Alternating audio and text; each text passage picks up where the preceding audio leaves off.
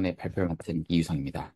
이번 제 발표에서는 오토 디퍼런시에이션이라는 컨셉에 대해서 이야기를 해볼 건데요.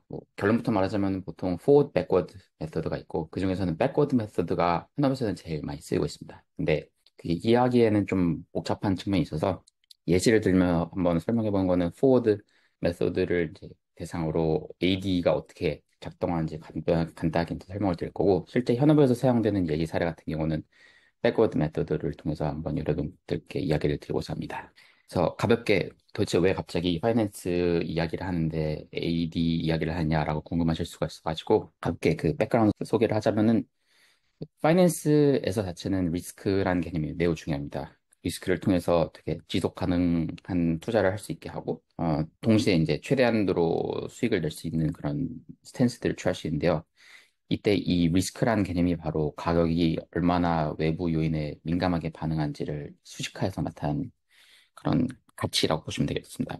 그리고 이때 이 민감하게 반응한다는 그 정도를 좀 더 엄밀하게 표현하자면은 이게 편미분 값을 의미하는 건데요. 바로 AD를 통해서 편미분을 계산할 수 있기 때문에 이게 현업에서는 되게 많이 쓰이고 있습니다. 그럼 이제 다음에 나올 수 있는 질문 같은 경우는 리스크를 어떻게 계산하느냐라고 이제 물어보실 수 있을 것 같은데요. 크게 보면은 두 가지 정도가 있습니다. 첫 번째 같은 경우는 그 수식을 되게 아름답게 정리해가지고 하나의 답이 있는 closed form solution으로 구할 수 있을 경우, 이럴 때 같은 경우는 정말 단순하게 편미분을 취해가지고 나온 결과를 리스크라고 볼 수 있는데요. 이런 상황 같은 경우는 채권이라든지 아니면 제일 간단한 기본적인 옵션 같은 경우는 수식이 정해져 있어서 이렇게 풀 수가 있고, 반대로 예를 들면은 모기지라든지 아니면 되게 다양한 구조를 가진 파생 상품 같은 경우는 이렇게 쉽게 풀 수가 없기 때문에 이런 상황에서는 시뮬레이션을 돌려가지고 이제 결과를 도출하는 그런 과정들을 거치게 됩니다. 이 시뮬레이션을 통해 가지고 결과를 numerical approximation이라는 그 방법을 취하게 되는데요. 이성님, 잠깐, 조금, 네. 그러니까 배경이 모르는 분들도 계실 것 같아가지고, 조금 제가 질문을 하면서 해도 될까요? 그럼요. 네, 리스크가 뭔가요? 리스크는 수학적으로 표현한다면은 그 외부 요인이 변경을 했을 때 그게 가치에 어느 정도의 영향력을 주느냐를 수치화해서 나타난 지표라고 보시면 되겠습니다. 음, 언제 쓰이나요, 이런 게? 그러니까 유저 리스크, 스타일라인을 이런, 한 번만 가지고. 단순하게 생각하자면은 트레이더들이라든지 아니면 포트폴리오 매니지먼트들이 자신이 생각하는 투자 방향을 취할 때 그 어떤 스탠스를 취해야 돈을 벌 수 있을지 그럴 때도 이제 리스크가 사용이 되기도 하고요. 반대로는 그 매니지먼트 입장에서는 어떤 투자자가 스탠스를 취했을 때 여기서 발생할 수 있는 최대 손실, 그렇기 때문에 만약에 그 투자자의 예측이 틀리더라도 그냥 한 번 올인하고 꼴딱 망한 게 아니라 이게 실패하더라도 계속적으로 투자할 수 있게 그 손실 금액을 수치화해서 나타내는 데도 리스크가 사용이 됩니다. 음, 네. 그러면은 numerical approximation에서 이제 되게 간단하게 설명을 드리자면은 이거는 현업에서는 되게 자주 사용이 되긴 합니다. 이거는 그 수학에서 미분의 개념을 이용한 거라고 보면 되는데요. 우선은 이 미분의 정의는 어떤 함수를 두 번 정도 그 두 개의 지점에서 값을 측정을 하고 그 두 개의 지점의 그 사이를 극한으로 딱 한 점으로 모였을 때 그 발생하는 그 접선의 기울기를 미분이라고 표현할 수 있는데요. 이거를 이제 approximation에서 개념에서 접근을 하자면은 한 세 가지 정도 스텝이 있습니다. 첫 번째는 그 함수를 그냥 베이스가 되는 값에서 계산합니다. 그리고 두 번째는 그 함수를 또 계산을 할 건데 거기 인풋이 되는 값을 h만큼 조금 작은 변동을 주고 다시 또 계산하게 됩니다. 그리고 그거를 첫 번째 계산한 값과 그, 그 뺄셈을 통해 가지고 그 차이를 계산하게 되고 마지막으로는 그 차이의 값을 그 인풋에서 변동을 줬던 값으로 나누면은 바로 그 미분의 수학적인 정의랑 거의 동일하게 되는데요. 다만 이때 주의할 점은 이 변동을 준다는 h란 이 값을 매우 작게 해야 됩니다. 그래야 그 수학의 그 미분의 정의와 동일하게 되기 때문에 요런 접근 방식인데요. 보통 이거를 finite difference method라고도 부르고 아니면은 파이낸스에서 표현을 하자면은 bump and evaluation approach라고도 표현하게 됩니다. 근데 이제 이게 문제점들이 여러 가지가 있는데요. 첫 번째 같은 경우는 이게 사용되는 분야 같은 경우는 주로 시뮬레이션을 통해서 이용이 됩니다. 시뮬레이션이라는 의미는 여러분도 아시겠지만 몇 번 시뮬레이션을 돌리냐에 따라서 값들이 다르게 나올 수도 있는데요. 그러다 보니까 값이 항상 동일하게 일정하게 나오는 게 아니라 그때그때 다른 값이 나오는 스테빌리티 문제가 있을 수도 있고요. 두 번째로는 이 프록시메이션 할 때마다 계산을 계속 해야 되는데 되게 복잡한 모델 같은 경우는 계산상으로도 되게 힘들고 오래 걸리고 전기도 많이 쓰는 그런 문제도 존재합니다.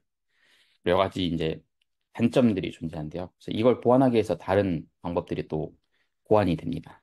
그래서 심볼링 디퍼런시에이션이라는 개념인데 이거는 뭐 파이낸스에서 쓰이고 있지 않기 때문에 정말 가볍게 밟고 넘어가자면은 이거는 우리가 컴퓨터한테 손으로 미분을 푸는 그 과정 자체를 컴퓨터한테도 똑같이 동일하게 적용한다고 보면 되겠습니다.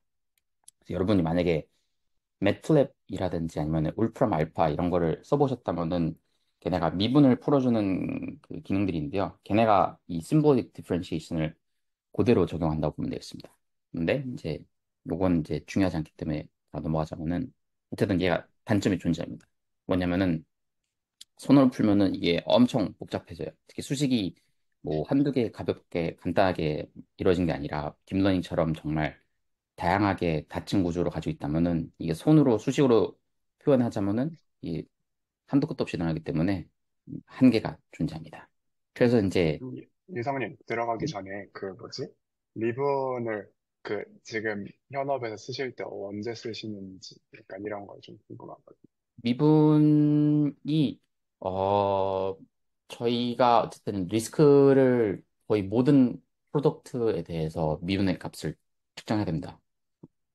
다시 표현하자면은 모든 프로덕트마다 리스크를 구해야 되는데요.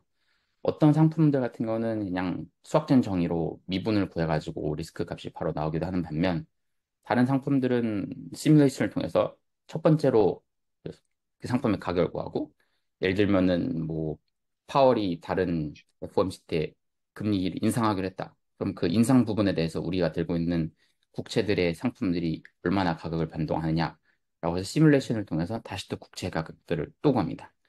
그리고 이제 그거를 차이를 나고 뭐 그 변화율만큼 나눠주면 그게 바로 그 미분의 정의랑 비슷한 그 수치 해석적인 방법이 되는데요. 그럼 이런 식으로 리스크는 거의 모든 상품에서 다 적용이 되고 있습니다. 그래서 그 리스크를 구하기 위한 방법으로 미분이 필요한 거고요. 뭔가 좀 더 실제적인 사례를 예시를 들어주시면 이해가 조금 더 편할 것 같은데 네.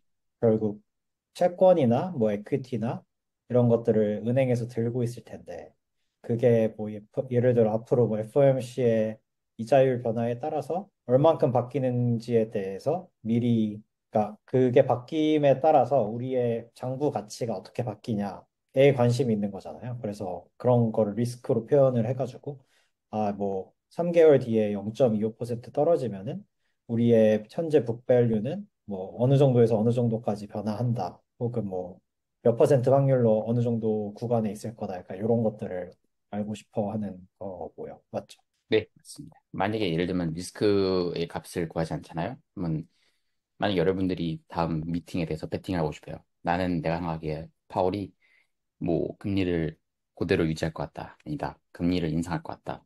그럼 그거에 대한 스탠스를 취해야 되잖아요. 스탠스를 뭘로 취해야 되냐? 뭐 이게 내가 뭐 채권을 사야 되나? 채권을 팔아야 되나? 그런 것도 이제 리스크를 개념에서 접근하자면은 이해가 훨씬 더 쉽게 되고요. 또한 내가 이번 베팅을 통해서 한 만 불이든 10만 불이든 100만 불이든 벌고 싶다. 그런 것도 리스크를 통해서 딱 수치를 정확하게 내가 포지션을 얼마나 들고 있어야 그 예상하는 돈을 벌 수 있나. 이 측면에서도 리스크가 도움이 크게 됩니다. 네. 추가로 좀 궁금한 게 네. 이게 미분이나 이런 수학적인 걸 이용하려면 결국 그 기본이 되는 그러니까 이 현상을 표현하는 함수 같은 게 있어야 될 것 같은데 그 함수를 만드는 작업이 결국 제일 중요할 것 같거든요. 그걸 기반으로 뭐를 구하든 무슨 값을 구하든 다 결과가 완전 다르게 나올 테니까. 그러면 그 함수를 만드는 작업? 전혀 몰라서 이제 표현을 함수라고 했는데 혹시 그게 이제 실제 현업에서는 좀 어떻게 진행이 되는 건지 좀 여쭤보고 싶습니다. 되게 엄청 중요한 질문이고요. 음, 그 함수가 보통 학계에서 많이 연구가 됩니다. 학계에서 단순한 상품 같은 경우는 이미 그 가격이 어떤 식으로 결정이 되는지에 대해서 다 연구가 됐고, 그 뭐 현업에서 다 동일하게 쓰고 있는데, 가끔씩 이제, 가끔씩이 아니에요. 항상 현업에서는 뭔가 새로운 상품들이 계속 그 투자자들과 그 소비자들의 수요에 맞춰서 새로운 상품들이 나오는데, 이 상품들이 갈수록 괴랄한 구조를 가지고 있는데, 그럼 얘네들은 어떻게 해야 우리가 이 공정한 올바른 fair value를 측정할 수 있느냐? 그때는 그때부터 이제 약간 학계로 많이 넘어가는 추세를 가지고 있습니다. 그래서 뭐 설명을 일부러 안 하고 지나가긴 했는데 되게 복잡한 상품 같은 경우는 그 함수 자체라기보다는 그 함수의 변화율들의 관계를 나타내는 stochastic partial differential equation으로 보통 표현이 됩니다. 질문에 대한 답이 됐다면 다음 장을 설명을 하겠습니다. 그래서 이제 오늘 발표의 메인 주제인 오토매틱 디퍼런시에이션에 대해서 이야기를 해보자고 하는데요. 이 AD는 두 가지 정도의 개념이 있습니다. 첫 번째는 forward method, backward method가 있는데요. 오늘 제가 예시를 들어서 설명할 거는 forward method입니다. 이 forward method 같은 경우는 우리가 출발점이 인풋이 있고 그 중간에 여러 가지 함수를 거치고 최종적으로 함수의 값이 도출하게 되기까지 그 일련의 과정을 뭐 forward라고 개념에서 접근한다면은 이때 우리가 함수를 단계별로 계산하면서 이때 동시에 이 함수의 편미분 값들을 같이 동시에 계산이 되는 좀 독특한 구조를 가지고 있습니다. 근데 이와 반대로 백워드 메서드 같은 경우는 인풋에서 아웃풋까지 그 일련의 포워드라고 볼 수 있는 그런 과정을 한번 거치고요. 반대로 아웃풋이 계산이 되면 그때 거기서 다시 하나씩 하나씩 스텝 바이 스텝 그 전 단계로 돌아가면서 비분을 계산하는 그런 뭐 백워드의 개념을 가지고 있는데요. 이거를 보통 뭐 backward method, backward propagation, 아니면 joint algorithmic differentiation 줄여가지고 AAD 이렇게도 부르기는 하는데요. 실제로 현업에서는 이 backward method가 매우 지배적으로 사용되고 있습니다. 그래서 딥러닝을 만약에 여러분들이 공부를 해보셨다면은 back propagation이라는 것도 들어보셨을 텐데요. 이게 바로 이 AAD, 아니면 backward mode를 지칭하는 단어라고 보시면 되겠습니다. 근데 이제 그 두 가지가 항상 무조건 백워드가 우세한 건 아닌데 포워드 메서드가 우세한 경우를 보면 그 인풋보다 아웃풋의 개수가 더 많은 모델의 경우는 포워드 AD가 더 잘 사용이 되고요. 반대로 아웃풋보다 인풋의 개수가 훨씬 더 많을 때는 백워드 모드가 사용이 됩니다. 그래서 여러분들이 만약에 딥러닝 구조를 생각해 본다면 그 도식도 보면은 중간에 정말 수많은 개수의 계산들, 인풋들이 존재하잖아요. 반대로 마지막에 최종적인 결과값은 얘가 뭐 확률적으로 뭘 할 것이냐, 아니면은 좀 인풋에 비해서 아웃풋의 개수가 훨씬 작기 때문에 이런 상황에서는 backward propagation, AAD가 이제 더 선호되고 효율적인 상황을 가지고 있다고 보시면 되겠습니다. 근데 이제 오늘 설명에서는 forward 메서드를 기준으로 이제 예시를 들어서 설명해 드릴 건데요.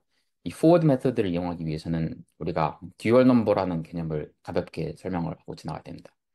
되게 복잡한 개념이라고 생각할 수 있는데 정말 쉽게 생각하자면 우리가 다 같이 중학교 때 아니면 고등학교 때 배웠던 허수의 개념이랑 거의 똑같은데 살짝만 다른 개념이라고 생각하시면 됩니다.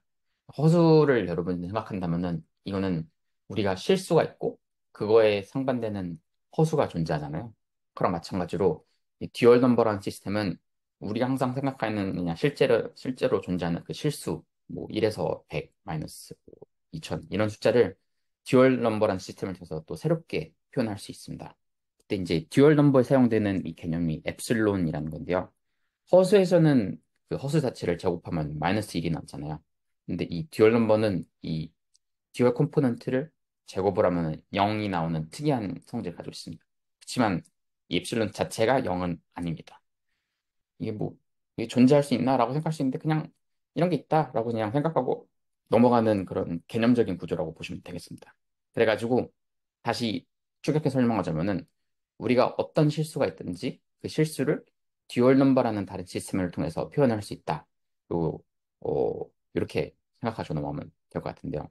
아, 이 y라는 숫자가 실수고 오른쪽에는 그 실수 자체를 듀얼 넘버 시스템에서 표현했을 때 이렇게 나오는 건데요.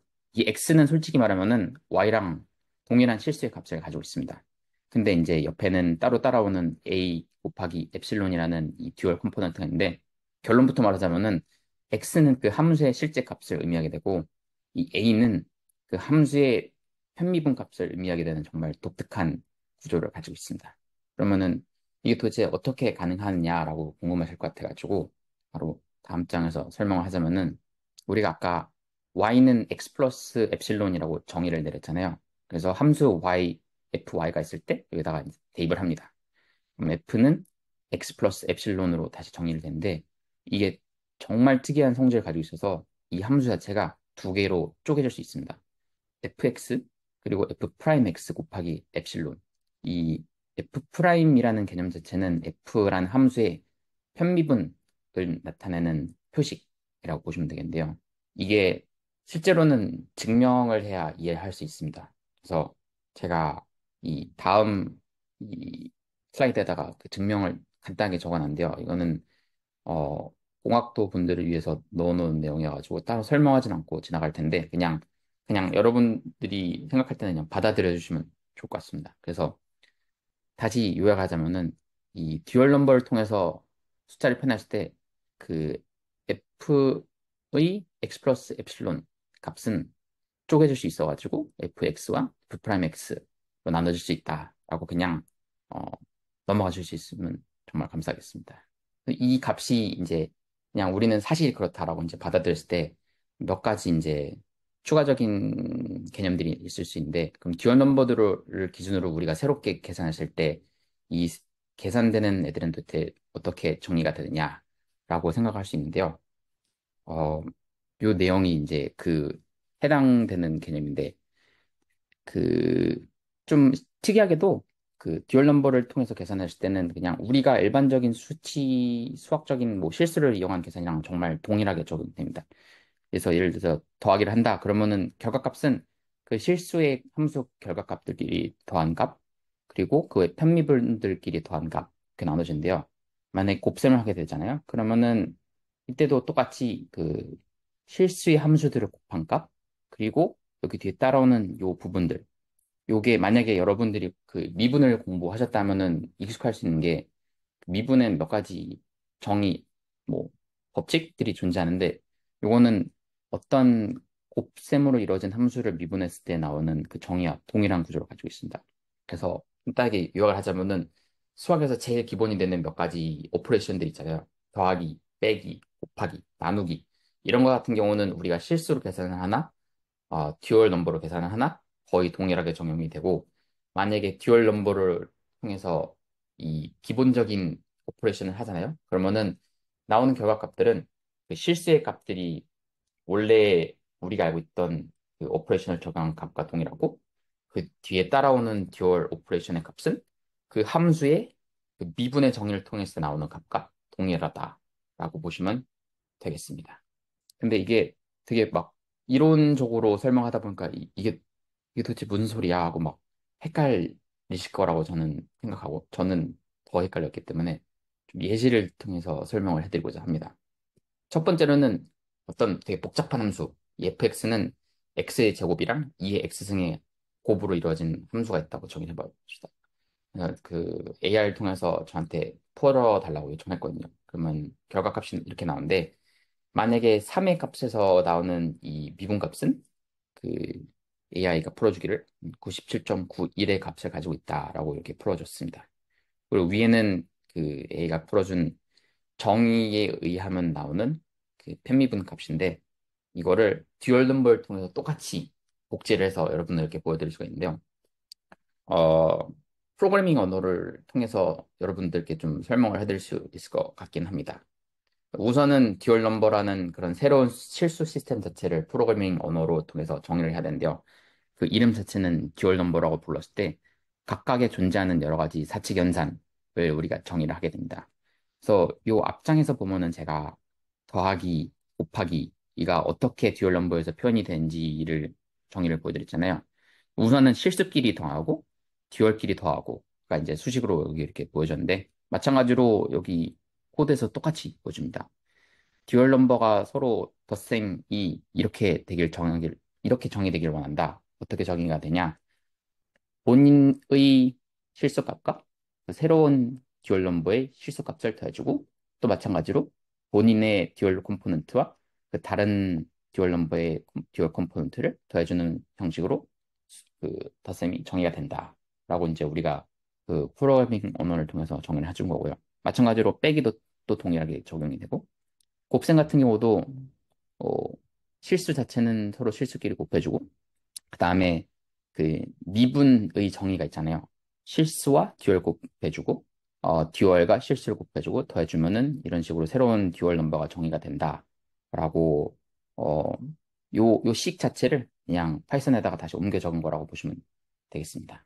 그러면은 우리가 파이썬을 통해서 이제 결과적으로 우리가 궁금한 거는 x의 제곱이랑 2의 x승의 곱셈이 도대체 어떻게 표현이 되냐가 궁금한 거잖아요.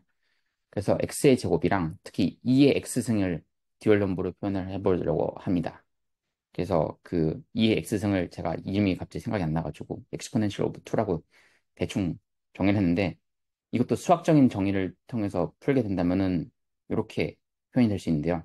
이렇게 정의한 듀얼 넘버 자체를 3,1이라고 하나를 정할 수 있는데 이게 무슨 뜻이냐 그러면은 3은 그냥 내가 이 듀얼 넘버의 시작을 3, x 이퀄 3에서 정의를 하겠다라고 한 거고 1 같은 경우는 시드 값을 의미하는데 한 개의 변수로 계산할 때는 솔직히 별로 중요하지 않아가지고 그냥 그렇구나라고 넘어가시면 될 것 같은데요.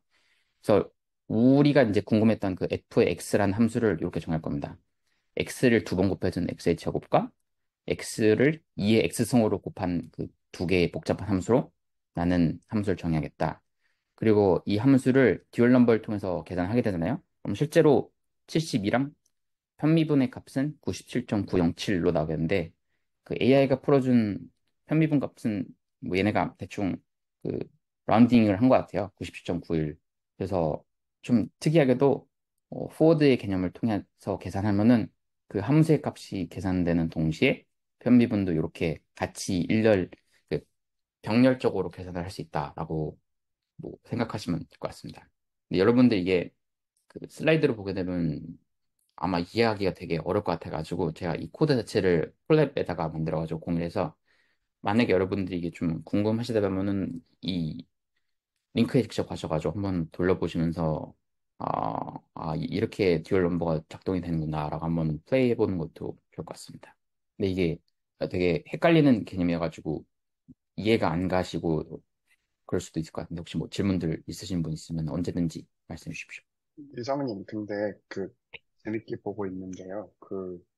저 엡실론이라는 저 컨셉은 원래 수학적으로 존재하는 개념인가? 아니면은 이런 계산을 하기 위해서 임의적으로 만든 건가요? 임의적으로 만든 거예요. 이 그렇죠. 어, 출발선 자체는 테일러 익스펜션을 가지고 설명할 수 있을 것 같은데요. 테일러 익스펜션이 원래 무한한 그 네. 편미분의 합을 나타내는데 이게 우리는 1차 미분 이후에는 관심이 없거든요. 그래서 2차 미분부터는 0으로 하게 되는 시스템이 뭐가 있을까라고 생각해가지고 그럼 음, 엡실론 자체가 제곱부터는 0으로 되게 되면은 어차피 그 고차항들은 날아가지 않냐. 그러니까 네. 이런 걸 하나 정리를 해보자라고 음, 출발이 됐다. 아까 전에 어쨌든 그 미분값을, 그런 포뮬러를 풀어서 하는 것보다, 더 아까 그 클래스를 아예 디파인 해가지고 그냥 컴퓨터로 계산을 좀 쉽게 할 수 있게 하기 위해서, 네, 만든 시스템인 거죠. 네, 한마디. 맞습니다. 이해됐습니다. 네. 실제로 쓰시나요? 이성님? 이거? 실제로 저희가 라이브러리가 원래 다 시뮬레이션으로 돌려놓고 아니면은 시뮬레이션 이외에도 되게 옵티마이제이션, 이터레이티브 솔루션을 통한 옵티마이제이션이 많이 존재한데요. 그거를 최근에 AD를 통해 가지고 새롭게 완전히 다 바꾸고 있는 작업이 진행 중에 있습니다. 음, 네, 알겠습니다. 엄청 복잡한 수식도 되나요? 네, 약간, 모든 됩니다. 내가 이거를 미분으로 그냥 풀어낼 수 없는 정도의 엄청 복잡한 수식을 다 넣어도 그냥 컴퓨터가 계산해주나요? 네. 좋네. 네, 알겠습니다. 어쨌든 모든 계산 자체는 그 기본이 되는 사칙 연산과 뭐 약간 예가 될 수 있는 뭐 코사인, 사인 이런 함수들 어쨌든 모든 함수들은 다 그 미분 값들이 정해져 있잖아요. 네, 심지어 만약에 조건부 함수들 같은 거 있잖아요. 예를 들면은 막 킹크가 있는 함수들 이렇게 일직선을 네, 갑자기 급격하게 변환하면 수학적으로 표현하면 이게 그 변환하는 그 변곡점에서는 얘가 네. 미분이 정리가 안 될 수 있는데 이 시스템을 이용하면은 몇 가지 트릭을 이용하면 그것도 미분을 계산할 수 있습니다. 어, 알겠습니다. 질문이 없다면은 넘어가도록 하겠습니다. 뭐 약간 갑자기 주제를 틀어서 살짝 의아하실 수 있는데 여태까지 설명 자체는 forward propagation에서 설명했다면은 이번에는 어쨌든 현업에서는 backward propagation이 지배적인 그 스탠스를 취하고 있기 때문에 도대체 이게 현업에서는 정확히 이게 어떻게 쓰이냐를 좀 가볍게 설명을 드리고자 합니다. 그래서 financial risk computation 그다음에 딥러닝에서는 이게 항상 많이 사용이 되고 있고 특히 저는 이제 파이낸스다 보니까 파이낸스 입장에서 설명을 드리자면은 아, 그 잠시만 그 폴드에 대해서 그냥 정리 한 번만 네. 부탁드리고 싶은데 약간 forward propagation 같은 경우는 그 개념으로만 보자면은 우리가 어떤 함수를 계산할 때 그거에 병렬적으로 그 함수가 계산되면서 동시에 그 편미분 값도 같이 계산이 되는 시스템을 의미하고 있고요. 그런 말은 그 말은 즉슨 편미분을 계산하기 위해서 내가 별도로 막 그 함수를 또 계산하고 또 계산하고 하는 그런 번거로움이 필요 없고 그냥 우리가 원래 하는 것처럼 그 함수 자체를 계산하면은 마법같이 편미분의 값이 동시에 약간의 추가적인 계산 비용이 있지만 별도로 그 함수를 여러 번 돌릴 필요 없이 그냥 한 번만 돌리면은 편미분도 계산되는 좀 마법같이 오토매틱하게 디퍼런시에이션이 되는 그런 모델을 의미한다라고 보시면 될 것 같습니다. 그래서 아까 예를 들어 그 3의 지점에서 x는 3에서의 그거를 그때 함수값과 편미분 그러니까 미분값 기울기와 그 함수값 둘 다 항상 갖고 있고 싶은데 그러면 그걸 듀얼 넘버 시스템으로 둬서 이제 리얼 그 실수 부분에서는 원래 함수를 그냥 x는 3을 대입한 값을 항상 계산을 하고 편미분은 이제 편미분 함수를 항상 두는 이해했습니다. 듀얼 컴포넌트에 붙는 그 개수가 그 펜비문의 값이라고 보시면 되겠습니다. 그거를 통해서 그 해당 지점의 리스크, 그러니까 편미분 값이 결국 리스크면 그 리스크를 측정할 수 있다. 알겠습니다. 네, 이해가 빠르시군요. 감사합니다. 그래서 실제 이게 파이낸스에서 도대체 어떻게 적용되냐? 이 논문 하나를 좀 기준으로 설명을 드리고자 하는데 이 오토매틱 디퍼런시에이션을 파이낸스에도 우리는 한번 적용을 시작해야 됐다라고 주장된 거는 2005년에 두 교수가 스모킹 어조인트라는 논문을 통해서 연구를 좀 발표를 합니다. 제목이 좀 특이하긴 한데요. 이때 이 교수들이 말한 거는 우리는 AD라는 개념을 통해서 그 여기서 이제 그릭이라고 표현했는데 그릭은 그냥 리스크의 또 다른 말이라고 생각하시면 되겠습니다. 그래서 리스크 자체를 몬테카를로 시뮬레이션을 통해서 힘들고 번거롭게 계산할 게 아니라 우리는 AD를 통해서 정확하고 더 빠르게 계산할 수 있으니 이걸 한번 우리는 고민을 해봐야 된다라고 이제 주장된 게 2005년이고 2024년에는 그 동일한 교수들이 이제 연구를 또 추가로 냈습니다. 그러면 여태까지 발표한 이후로 우리가 지난 15년에서 20년 동안 이게 실제로 현업에서는 어떻게 사용이 되느냐 조사를 한 거에 따르면 첫 번째는 라이버 마켓 시뮬레이션. 라이버는 지금 이제는 약간 퇴적돼가지고 더 이상 쓰이지 않는 그 이자율 시스템을 말한 건데 그 이자율 시스템에서는 마켓 시뮬레이션 하는데 요 AD가 되게 큰 역할을 했다. 두 번째는 뭐 correlation 리스크를 계산돼도 도움이 되고 세 번째는 옵션 프라이싱 할 때 PD, 그러니까 partial differential equation. 이 같은 경우는 편미분으로 이루어진 함수를 의미하는데 이게 이거를 계산하는 데 있어서 더 이상 우리는 시뮬레이션이 필요하지 않고 AD를 통해서 더 빠르게 할 수 있다. 이제 마지막으로 이제 나온 개념은 모델 캘리브레이션을 할 수 있는데 도움이 된다라고 하는데 이 모델 캘리브레이션이 뭔지를 잠깐 설명하자면은 여러분들 아마 그 금융 뉴스 듣다 보면은 그 금리 커브라는 단어에 대해서 여러 번 들어보셨을 수 있는데 이 금리 커브 자체는 간단하게 설명하자 보면은 그 시장에 존재하는 여러 가지 이자율 상품을 하나의 일련의 직선을 통해서 그 연속적인 이자율의 변화를 통해서 모든 그 상품들을 프라이싱할 수 있는 그 선을 찾고 싶다. 이 선을 찾는 과정을 캘리브레이션이라고 표현하는데 AD를 사용하기 전에는 이 값을 찾는데 되게 번거롭고 힘든 옵티마이제이션 과정을 통해서 한번 계산을 하고 편미분을 갚고 그걸 다시 함수를 조금 더 변화를 주고 또 재계산하고 마침내 그 모델이 모든 이자율 상품을 다 프라이싱할 수 있을 때까지 일련의 반복적인 과정을 거치게 된대요. 이 AD를 사용하게 되면은 그 모든 단계가 이터레이티브 반복적인 단계가 다 싹 날아가고 그냥 한 번의 계산을 통해서 이게 대체될 수 있습니다. 네, 이때 필요한 그 조건이 있는데 이 조건을 만족하게 해준 거는 implicit function theorem이라고 뭐 복잡한 친구인데 그거는 설명 안 할 거고 어쨌든 이 개념을 통해서 그전에는 우리가 반복적이고 힘들게 처리했던 이 리스크 아니면 모델 캘리브레이션이 실제로는 AI를 통해서 단 하나의 원스텝으로 해결되고 있다라고 이제 볼 수 있는데요. 실제 이 모델 캘리브레이션이 현업에서 어떻게 적용되고 있냐 아니면 어떻게 계산이 되느냐를 생각해 보면은 하나의 가치를 계산하는 함수를 이 캘리브레이션 메들 전통적인 방법을 사용하잖아요. 그러면은 모델 피팅을 하는데 보통 이 가격 가치 함수를 70번에서 80번 정도 계산해야 되는데 반대로 만약에 AD를 사용하게 되잖아요. 그럼 물론 한 번에 계산을 하긴 하지만 그 계산 자체가 조금 그래도 더 번거롭기 때문에 이때 계산하게 되는 양은 기존의 70배 또는 80배 되는 계산량에서 4배 또는 5배에 해당되는 계산의 컴퓨테이셔널 컴플렉시티로 대체가 될 수 있는 좀 획기적인 메서드라고 보시면 되겠습니다. 그래가지고 그냥 이게 지배적입니다. 그냥 이걸 써야 돼요. 이거 안 쓰면 느려서 살아남을 수가 없어요. 그래서 그걸 이제 약간 도식화하자면은 기존의 방법들은 70배에서 80배 되는 계산 속도를 가졌다면은 이 backward propagation을 통한 AD 같은 경우는 4배에서 5배 되는 계산 속도로 뭐 거의 한 10배 이상 계산 속도가 줄어든 거죠. 그만큼 AD라는 게 정확하고 빠르고 계산할 수 있는 정말 유용한 방법이다라고 보시면 될 것 같습니다. 그래서 오늘 준비한 발표는 여기까지고요.